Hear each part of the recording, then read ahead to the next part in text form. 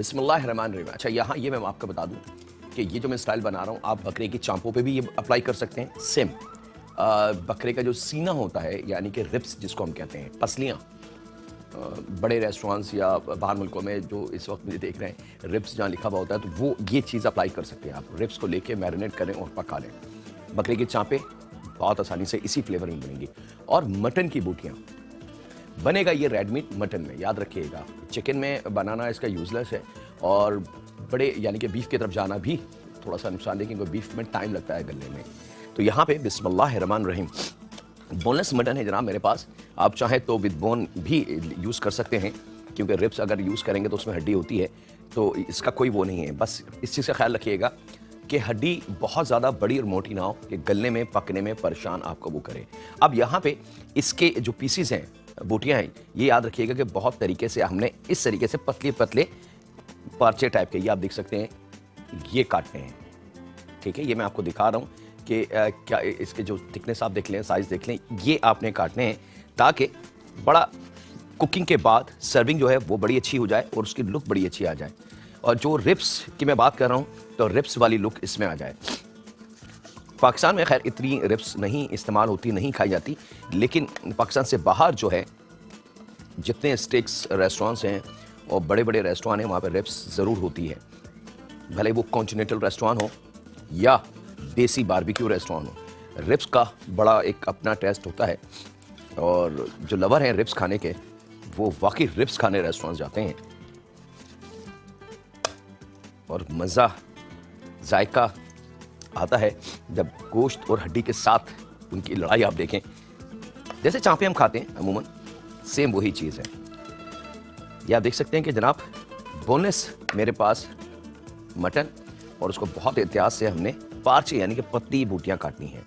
पसंदों की बात नहीं कर रहा, बात हो रही है पतले गोश्त की।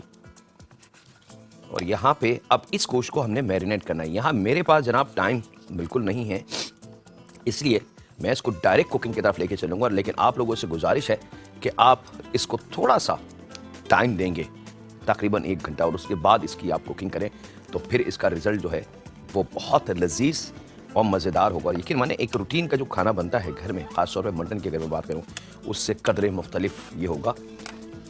ये लीजिए जनाब, ये हमारा कंप्लीट है। उसके साथ ही वक्त एक ब्रेक का है, कहीं नहीं जाते, मुलाकात करते हैं लम्हों के ब्रेक के बाद।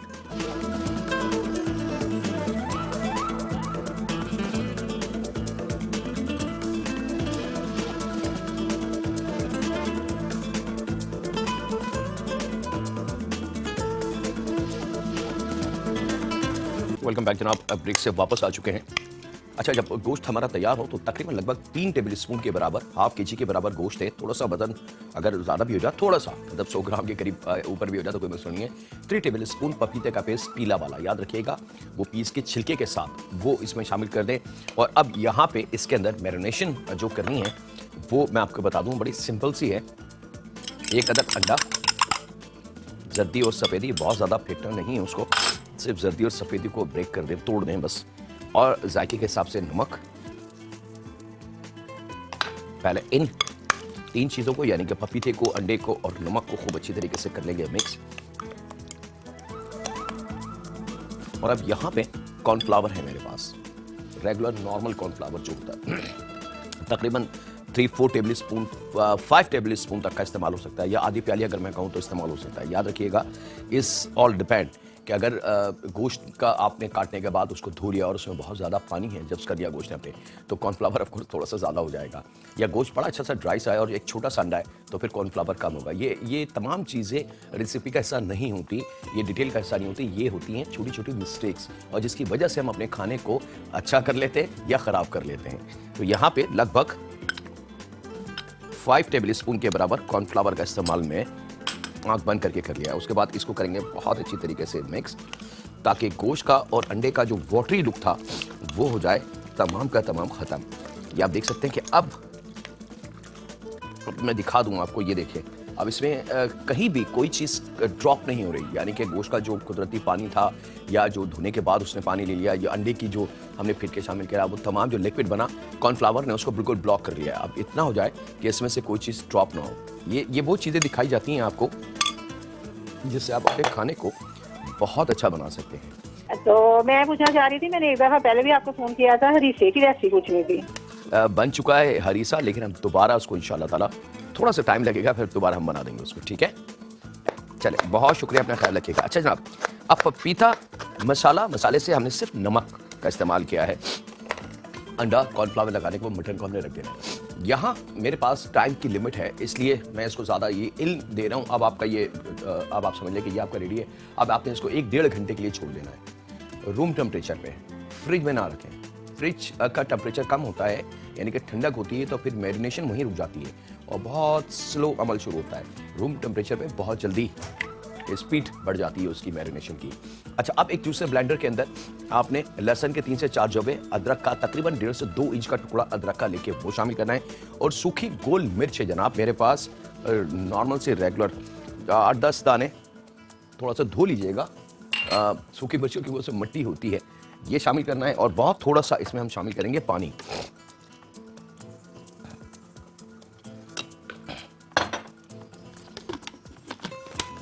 और इसको हमने बहुत अच्छी तरीके से पीस लेना है।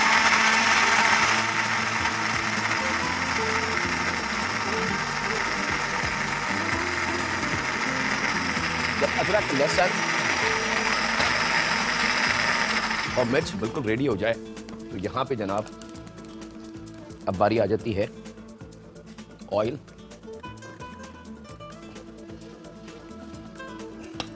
तकरीबन 3-4 टेबल स्पून के बराबर।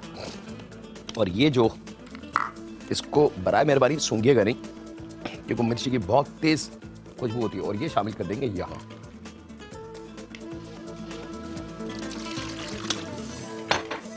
इसका फायदा, ठीक है। अब इसकी वजह क्या थी?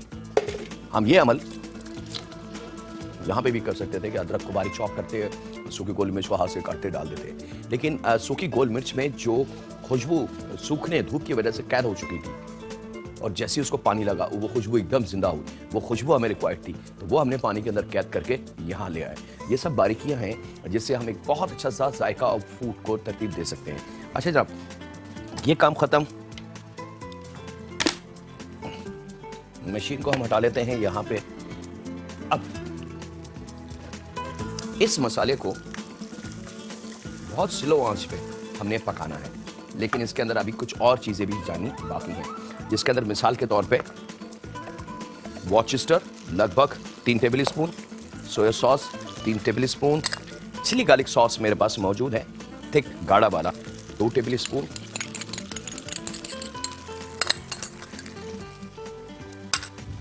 और थोड़ा सा नमक। नमक यहाँ पे भी मौजूद है, तो जहन में रख के कि हाँ जी, अब ये दोनों नमक बेसिकली तो सर्विंग में एक हो जाएंगे। ऐसा ना हो कि दोनों नमक जब एक हो जाए तो वो बहुत ज़्यादा हो जाए। अब इसको आपने मिक्स करना है, और मिक्स करके इसको मैं शिफ्ट कर दूँ यहाँ पे। और एक कॉलर भी हमारे, उनसे भी बात कर लें। अस्सलाम वालेकुम। हेलो। अस्सलाम वालेकुम जनाब। वालेकुम अस्सलाम भैया। से आपका नंबर मिला रहा हूँ, बहुत मुश्किलों से आज मुझे नंबर मिला है आपका सर। चले सर, मुझे थोड़ा सा होटल वगैरह खोलना है, इसी वजह से मैंने कहा आपसे मशवरा ले लूँ। बेरोजगार आदमी होटल खोलूँ, इसी वजह से कुछ 3-4 आइटम अगर आदमी सीख ले थोड़ा सा, अगर हमारी रोजी में बरकत हो जाएगा। अल्लाह अल्लाह आपकी रोजी में खैर और बरकत दे, और इतनी तरक्की दे, इतनी तरक्की दे कि आप दूसरों के काम आए इंशाल्लाह। मैं ज़रूर भाई कुछ ना कुछ टाइमिंग या कुछ सेटिंग करते हैं। आपका नंबर हमारे पास आ गया है, हम ज़रूर आपसे कोई ना कोई एक कॉन्टैक्ट करेंगे। अच्छा जनाब, ये जो अमल मैं कर रहा हूँ ये मेरे लिए बहुत आसान था। जब कैमरे बंद थे, शो आउट नहीं था, मैं ये कर सकता था, लेकिन ये दिखाना मकसद था। ये भी एक इल्म है। अमूमन ख़वातीन घरों में क्या होता है, बड़ा सिंपल सा वो है, एक मखसूस कढ़ाई होती है फ्राई के लिए, उसमें तेल होता है, और फ्राई करके जब फ्राइयाँ ख़त्म हो जाती हैं, पकौड़े, समोसे या नगेट्स या फ्रेंच फ्राई या वटेवर जो भी आप फ्राई कर रहे हैं, उसको कढ़ाई को रख दिया जाता है, ढक दिया जाता है। फिर रोज़मर्रा की ज़िंदगी शुरू हो जाती है। दूसरे तीसरे दिन फिर मूड बनता है कि जी कुछ और फ्राई करें, लाएँ नगेट्स फ्राई कर लें और थोड़ी सी फ्राइज बना लें और कुछ ऐसा कर लें। तो वो क्या होता है कि वो कढ़ाई रखी जाती है चूल्हे पे, छन्नी होती है अमूमन, जो एक सेंस कॉमन सेंस है, वो जल्दी से छन्नी से मोटा मोटा कचरा निकाला, उसको साफ करा। हाँ सही, अब ऑयल कम हो गया, थोड़ा सा नया ऑयल डाल दिया, थैंक यू वेरी मच। अब चूल्हा खोल दिया, फिर वो शुरू।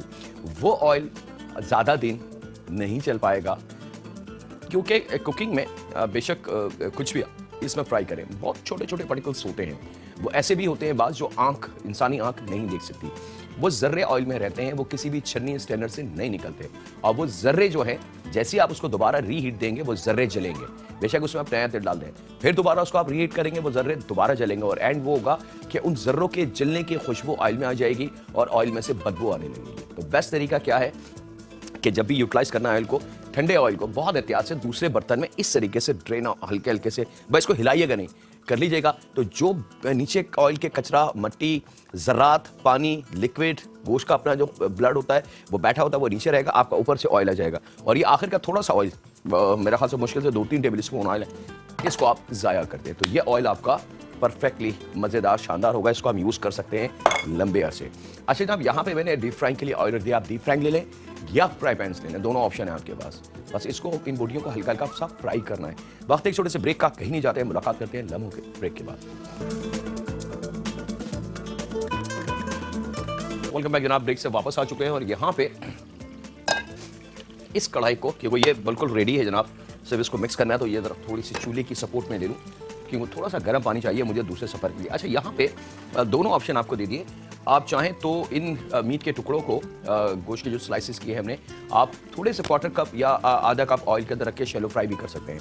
बिल्कुल तलने वाली बात है, ऐसे तला और फिर उसको पलट दिया, जैसे हम अमूमन चीज़ों को ग्रिल करते हैं, ऐसे भी आप कर सकते हैं। और आप चाहें तो इस तरीके से भी आपने इन पीसीस को हल्का सा डीप फ्राई कर लेना। लेकिन प्लीज़ ऑयल दरमियानी हीट पे हो और पीसीस इसमें शामिल करके आपने इसको हिलाना झुलाना नहीं है, इसको पकने देना है। अगर आपने इस पे बहुत ज़्यादा या एक दफ़ा भी इस पे चम्मच चला दिया तो इसकी जो जितनी कोटिंग है वो सब उतर जाएगी और फिर वो लुक नहीं आ पाएगी जो असल में हम आपको दिखाना चाहते हैं। अच्छा, यहाँ पे ये मज़े से फ्राई हो रहा है, सॉस हमारा तैयार है। हम अपने दूसरे सफ़र की तरफ आ जाते हैं। दूसरा सफ़र हमारा बड़ा सिंपल सा है जनाब, vegetables combination, seafood and glass noodle. Glass noodle मैं आपको दिखा दूँ, मलेशियन वेरी स्पेशल नूडल हैं ये, वाइट कलर के होंगे, ट्रांसपेरेंट टाइप के, और ये राइस के बने हुए होते हैं। इसको राइस नूडल भी कहा जाता है और इसको ग्लास नूडल भी कहा जाता है। ये आ गया जनाब यहाँ पे मेरे पास मौजूद है ब्लैक मशरूम। ये ड्राई फॉर्म में मिलते हैं। Chinese, Korean, Thai, Malaysian, Indonesian food की जान है ये ब्लैक मशरूम। कुछ लोग शायद ये कहते हैं कि जी ये हराम है, ये मकरूह है, सब कुछ भी नहीं है खुदारा। ये एक आम कुदरती वेजिटेबल है। जिस तरीके से ये बंद गोभी मेरे हाथ में, ये कुदरती वेजिटेबल है, ये मेरे रब ने बनाई है और ज़मीन की पैदावार है। सेम ये मशरूम भी ऐसी हैं, इसमें खुदा न खासा कहीं कोई मकरूह और हराम और नापाक वाली चीज़ कहीं नहीं है, बल्कि बहुत ज़्यादा ताकत है। इतनी ताकत है इस मशरूम में कि अगर आप किसी चाइनीज़ रेस्टोरेंट में देखेंगे कि जिन खानों में ब्लैक मशरूम होगा, उनके प्राइसेस आप देखेंगे तो आप परेशान हो जाएंगे। या अगर आप उस चाइनीज़ रेस्टोरेंट के किसी मैनेजर से या शेफ़ से या मालिक से आपसे सलाम दुआ है और आप उसको बोलेंगे थोड़ा सा मुझे ब्लैक मशरूम चाहिए, तो वो आपसे छूटते ही पूछेगा क्यों खैरियत, आप बोले बस चाहिए, महंगा है ये। उसकी वजह क्या है कि अल्लाह ताला ने इसके अंदर कुछ ख़ास ताकत रखी है। यहाँ पे इस ब्लैक मशरूम को थोड़े से नीम गर्म पानी में आपने भिगो देना है ड्राई, तकरीबन 10-15 मिनट के लिए खुद ब खुद नरम हो जाएगा। इसको उबाला नहीं जाता, इसको ऐसा नहीं है कि किसी सख्त चीज़ के ये बना हुआ है कि इसको उबालें और बहुत ज़्यादा। यहाँ पे बहुत हल्का नीम गर्म पानी, याद रखिएगा, बहुत हल्का नीम गर्म पानी, खोलता हुआ पानी ना हो। ये ड्राई नूडल्स यहाँ शामिल करेंगे और इसमें ये नीम गर्म पानी हमने इस तरीके से शामिल कर देना है। हल्की सी भाप आपको नजर आ रही होगी पानी में, बस ये शामिल इसको कर देंगे और चंद लम्हों बाद ये नरम हो जाएगा। That's it. अच्छा जनाब, यहाँ पे अब बारी है रिब्स के इन पीसीस को, मटन के इन पीसीस को देखने की। और आप देख सकते हैं कि इनका कलर कितना मज़ेदार सा, ये देख सकते हैं, मैं दिखा दूँ आपको। कहीं कहीं गोश्त के पीस नज़र आ रहा है और कहीं कहीं इसके अपनी जो कोटिंग हमने की थी कॉर्नफ्लावर और अंडे की, वो वाज़ेह तौर से नज़र आ रही है। थोड़ा सा कलर और स्ट्रॉन्ग हो जाए तो फिर हम आ जाएंगे इसकी ऊपर अपनी दूसरी भी फाइनल टच इसको देना है। उसके लिए यहाँ पे जनाब मैं दूसरे सफ़र की वेजिटेबल रेडी कर दूँ, क्योंकि टाइम मेरे हाथ से थोड़ा सा स्लिप होता जा रहा है। यहाँ पे बंद गोभी ले लेंगे, अगर बड़ी है तो क्वार्टर कर लें उसको, छोटी है तो आधी कर लें, और बहुत ही छोटी है तो पूरी इस्तेमाल कर सकते हैं। और यहाँ पे इसको लंबाई में काट लेंगे।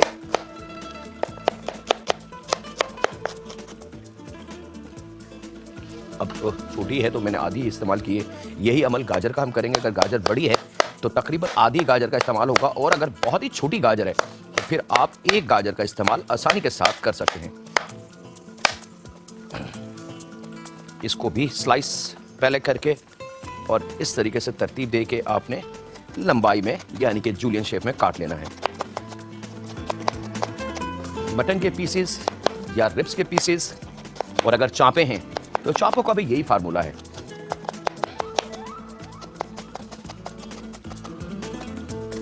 चलें जनाब, ब्लैक मशरूम, कैबेज, गाजर तैयार।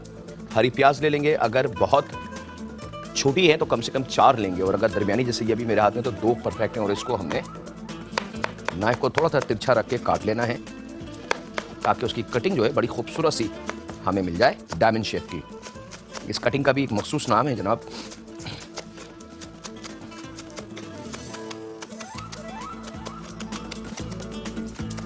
और यहां पे अब मेरे पास टाइम हाथ से गायब हो चुका है।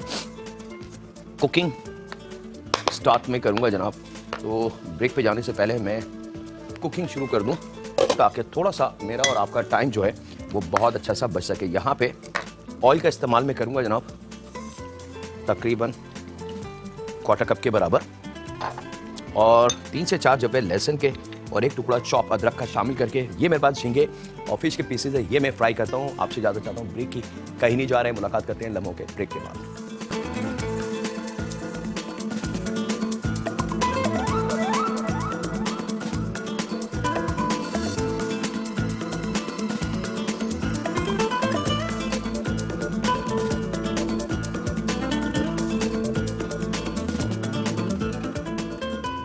वेलकम बैक जनाब, ब्रेक से वापस आ चुके हैं। सॉस हमारा बिल्कुल रेडी था। याद रहेगा आपको कि हमने कढ़ाई में ऑयल हल्का सा और जो जूसर ब्लेंडर के अंदर सूखी गोल मिर्च, अदरक, लहसुन थोड़े से पानी के साथ पीसा था, वो है इसके अंदर, और कुछ भी नहीं है। अब यहाँ पे जनाब आधा प्याली के बराबर टमाटो केचप, रेगुलर नॉर्मल जो केचप है, और हाँ उसमें चिली गार्लिक सॉस भी थोड़ा सा था, लगभग 2 से 3 टेबल स्पून के बराबर। अब यहाँ पे टमाटो केचप लगभग 5 टेबल स्पून के बराबर वो शामिल करेंगे। चूल्हे की लो को हमने तेज करना है जनाब, ताकि बड़ा अच्छा सा इसकी कुकिंग का अमल शुरू हो जाए। रिब्स के पीस, मटन के पीस, चांपे, आप देख सकते हैं कलर कितना ब्राउनिश डॉकिश हमने कलर लिया है इसका। ये अब ड्रॉप हो जाएगा यहाँ इस सॉस में, और सॉस में जाने के बाद थोड़ा सा ये पकेगा और हमारी सर्विंग शुरू हो जाएगी। यहाँ पे अदरक लहसुन जो आपको सामने हमने चॉप किया था वो शामिल कराए 1/4 कप ऑयल के अंदर, और यहाँ पे झींगा और मच्छी, 200 ग्राम झींगा, 200 ग्राम फिश, दोनों को एक साथ हमने फ्राई कर लेना है ताकि दोनों का जायका कुदरती तौर से एक जायके की तरफ आ जाए। और अब जनाब इसको हम क्या करेंगे, ये है बड़ा कीमती अमल। इसका जो कुदरती जूस यानी कि पानी है फिश का और प्रॉन्स का, उसको हमने रिमूव कर देना है। और रिमूव करने के लिए सिंपल तरीका हमारे पास जो है, इसको डिश आउट कर लेंगे। ये आप देख सकते हैं, क्योंकि फिश और प्रॉन्स की टाइमिंग है, अगर इसको उससे ज्यादा आप पकाएंगे तो फिर उसका जायका तो खत्म हो जाएगा, लेकिन उसमें सख्ती झींगे में आ जाएगी और इतनी ज्यादा सख्त झींगा हो जाएगा। ये पानी है, इसको हम कर देते हैं जाया। सेम कढ़ाई, चेंज नहीं करनी, धोनी नहीं है, याद रखिएगा। सिर्फ वो प्रॉन्स का पानी हमने ड्रॉप करना है और थोड़ा सा ऑयल लेंगे इसी में, क्योंकि इसमें तमाम खुशबू मौजूद है। और अब ये जो वेजिटेबल है, लाल फ्रेश मिर्च, हरी प्याज, गाजर, गोभी, ब्लैक मशरूम, ये तमाम की तमाम शामिल हो जाएगी यहाँ एक साथ।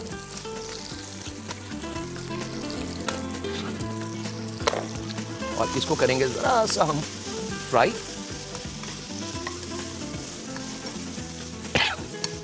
सूखी गोल मिर्च जनाब ख्याल से, ये परफेक्ट जनाब। थोड़ा सा कॉर्नफ्लावर, थोड़े से पानी के साथ, 1 टेबल स्पून कॉर्नफ्लावर बहुत थोड़े से पानी के साथ खोल के बिल्कुल लास्ट में यहां ड्रॉप करना है, और इसको करेंगे मिक्स और थोड़ा सा मजीद पकने देंगे सॉस के लिए। यहां आ जाते हैं जनाब, रिब्स हमारी या मटन के पीसेस बिल्कुल तैयार हैं। यहाँ चूल्हे को स्लो करके इसमें शामिल करना है फ्रूट सिरका जनाब, लगभग 2 table spoon, soya sauce 3 table spoon, और यहाँ पे सीसम ऑयल, तिलों का तेल है 1 टेबल स्पून, दानेदार चीनी 1 चाय की चमची, आधी चाय की चमची काली मिर्च, जायके के हिसाब से नमक, ये शामिल करके जनाब। और ये है मेरे पास कोकोनट मिल्क, बहुत आसानी से आपको हर जगह मिल जाएगा टिन के अंदर। 1 प्याली कोकोनट मिल्क इसमें शामिल कर देंगे। ये रेडी जनाब, इसका चूल्हा हमने कर दिया है बंद। इसको मैं डिश आउट कर लूं, और ये मिक्स करने की बारी है। इंडोनेशियन नूडल्स बड़े मजेदार से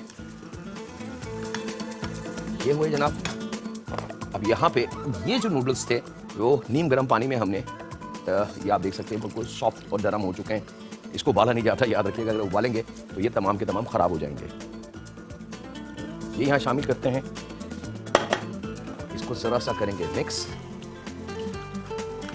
थोड़ी बहुत जो कसर होगी नूडल्स में वो यहाँ आ जाएगी और ये कंप्लीट मेन कोर्स है जनाब। और उसके बाद ये प्रॉन्स और झींगा और फिश ये ऊपर ड्रॉप करेंगे इसके, और कुछ नहीं करना, इसको कर देना है कवर 2-3-4 मिनट के लिए और आपका फूड डिश आउट रेडी। याद रखिएगा कि अगर ग्रेवी को ज़्यादा रखना है आपने तो फिर इसमें चिकन की यखनी का भी इस्तेमाल कहीं कहीं होता है। मेरे वो लवर जो चाहते हैं राइस के साथ नूडल्स के साथ कुछ मज़ेदार से खाने, शाशलिक लवर, मंचूरियन लवर, उनकी मैं बात कर रहा हूँ, उनके लिए बेहतरीन है। अच्छा जनाब, यहाँ पे झींगा फिश सौते हमने कर लिया था और यहाँ पे थोड़ा सा बस इसको हीट लगे और हमने इसको डिश आउट कर लेना है। याद रखिएगा ओवर कुक किसी भी खाने की करना नुकसानदेह अमल है।